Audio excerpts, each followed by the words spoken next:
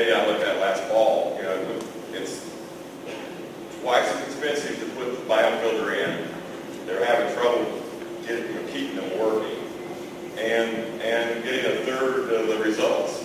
And that looks to me like something that's not sustainable. Joe? Yeah, Don, I think if you read the November team minutes, the team did not rule out vegetative environmental buffers. They in fact noted that they could contribute, but by themselves they were not sufficient. So the team did not rule them out. They simply said they did not provide enough performance, but combined with something else, theoretically they could work. The other thing I think, if you, again, it's looking at the data, the filters are most efficient right by the filter. As you go further away, their efficiency drops off. And that's the other big difference between a biofilter and the EPs. It didn't have an advantage, just neither one of them at a certain distance. You couldn't tell an appreciable result. Is that right? Yeah, I think the issue that we're looking at is odor as a receptor.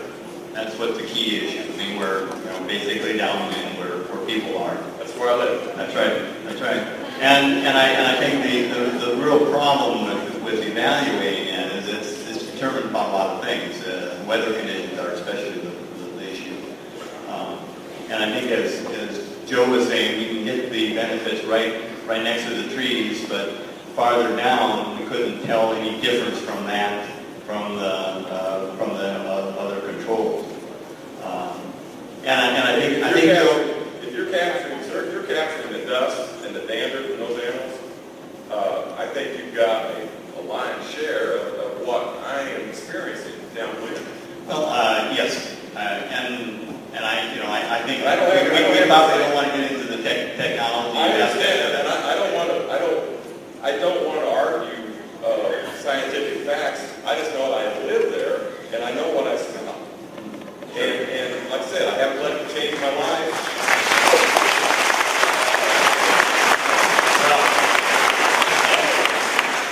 And I know in our state this is an issue too.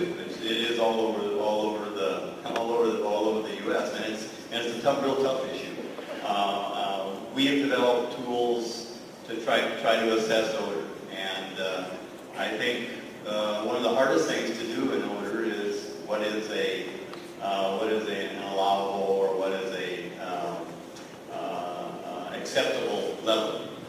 And that varies with all individuals.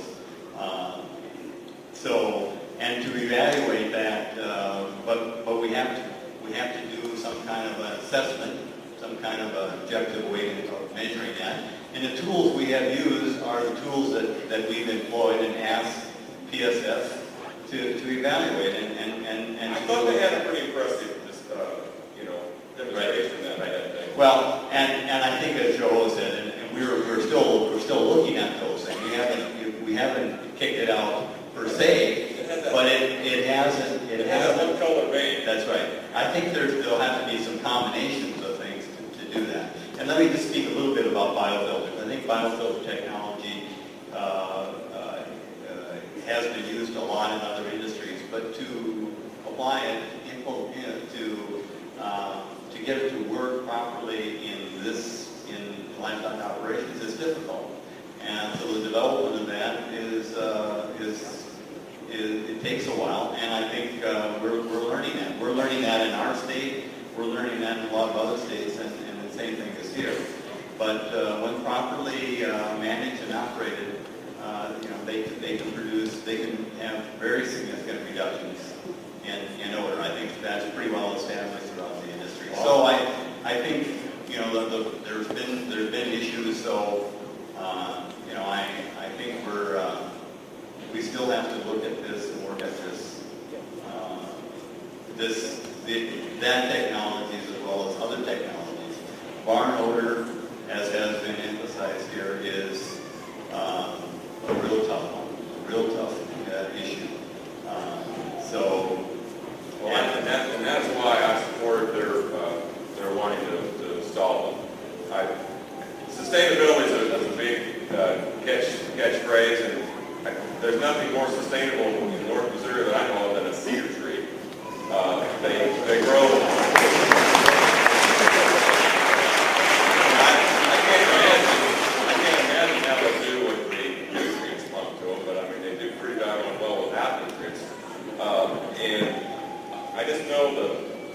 electricity that your biofueler system requires, and the amount of sawdust and all the breakdowns that they've had with them, it just doesn't sound like a sustainable system to me where you could be growing something that would catch a lion's share of that right at the barn and not let it drift off. It drifts off. You know, it's hard to be scientific, you know, have flags and stakes and present something to a panel like you.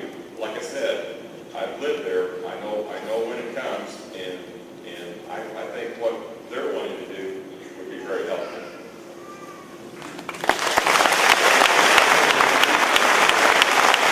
Next, we have Tanya Fowler with Dr. Tammy Hart on deck.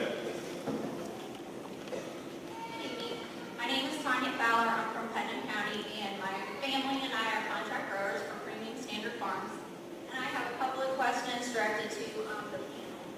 Does the team take into consideration whether technology is economically feasible or whether it has other environmental drawbacks before they make a determination what should be next generation technology?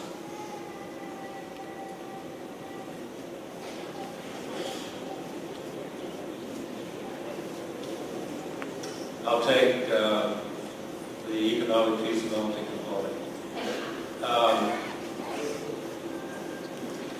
This is a very challenging question with this particular agreement. Economic feasibility is not specifically delineated in the consent agreement relative to next generation technology as we interpret those terms. And again, I want to draw a parallel. Not saying that one is better than the other, because that's not true. There clearly are advantages and disadvantages of both. I've been involved in another agreement where economic feasibility was mandated. There was a specific metric, very specifically defined for economic feasibility. That is not a component of this process. Trust me, the team, would welcome someone to say this is the economic metric. It's not defined in this specific agreement. Now, we recognize that economic feasibility is critical to staying in business for any industry. That is a primary reason that we give PSF broad flexibility on choosing the technologies. Now,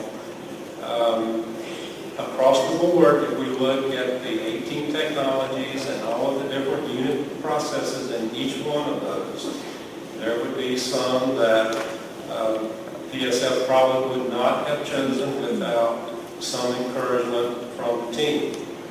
I recognize that. But in the broad sense, PSF has chosen technologies with freedom, and we do not feel that they would be choosing technologies that would not be able to be conducted on these farms if they meet the next generation criteria. This is a very, very difficult part of this process. We recognize that. We hear what you're saying. We do take it into consideration, but to be able to specifically assign a quantitative number to it, the way that we can, nitrate concentration or other concentration, we can't.